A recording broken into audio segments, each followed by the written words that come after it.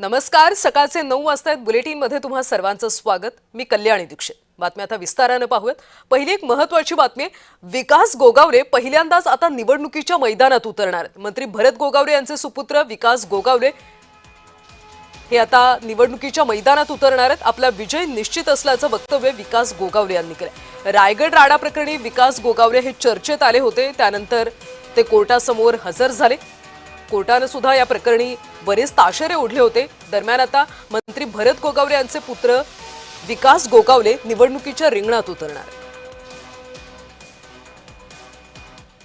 27 तारखेपासून ते आतापर्यंत रोज असा एक दिवस नाही की शिवसेना पक्षामध्ये कोण ना कोणतरी कार्यकर्ते, माजी सरपंच, माजी उपसरपंच, गावातील प्रतिष्ठित नागरिक, त्यानंतर त्यांचे काही शाखा प्रमुख, उपविभाग प्रमुख, हे सगळीच मंडळी आज शिवसेना पक्षामध्ये काय काय ठिकाणी काय काय भागामध्ये प्रवेश करतात।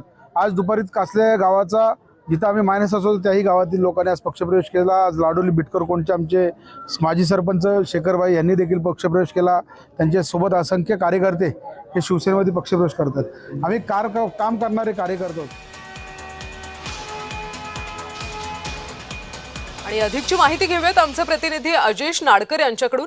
अजेश, आपण पाहिलं की विकास गोगावले यांनी विजयाचा सुद्धा एक प्रकारे विश्वास व्यक्त केलेला आहे। सध्या रायगडमध्ये नेमकी काय राजकीय स्थिती पाहायला मिळते?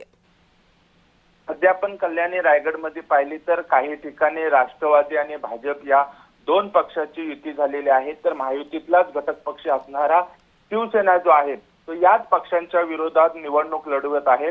विकास गोगावले जे मंत्री भरत गोगावले यांचे पुत्र आहेत, हे पहिल्यांदा जिल्हा परिषदेच्या निवडणुकीच्या रिंगणात उतरलेले आहेत। नडगाव बिरवाडी या मतदारसंघातून ते आपला नशीब आजमावणार आहेत।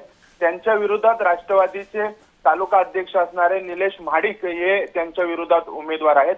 मात्र संपूर्ण राजकीय परिस्थिती पाहिली तर शिवसेनेने जिल्हा परिषदेच्या सर्वाधिक जास्त उमेदवार जे आहेत ते रिंगणात उतरलेले आहेत आणि त्यामुळे राष्ट्रवादी असेल, शिवसेना, भाजप, शेका पक्ष यांच्यात जे आहे ती सत्ता काबीज करण्यासाठी चढाओढ पाहायला मिळत आहे आणि सर्वच पक्ष जे आहेत ते पूर्ण ताकदीशी ही जिल्हा परिषदेची निवडणूक जिंकण्यासाठी मैदानात उतरलेले आहेत। मंत्री भरत गोगावले यांचे पुत्र पहिल्यांदा ही निवडणूक लढवत असल्याने संपूर्ण जिल्ह्यात या निवडणुकीची चर्चा आहे। तर दुसरीकडे अलिबागमध्ये जर आपण पाहिला तर आमदारांची पत्नी जी आहे महेंद्र दलवी यांचीही सून आणि पत्नी निवडणुकीच्या रिंगणात आहेत।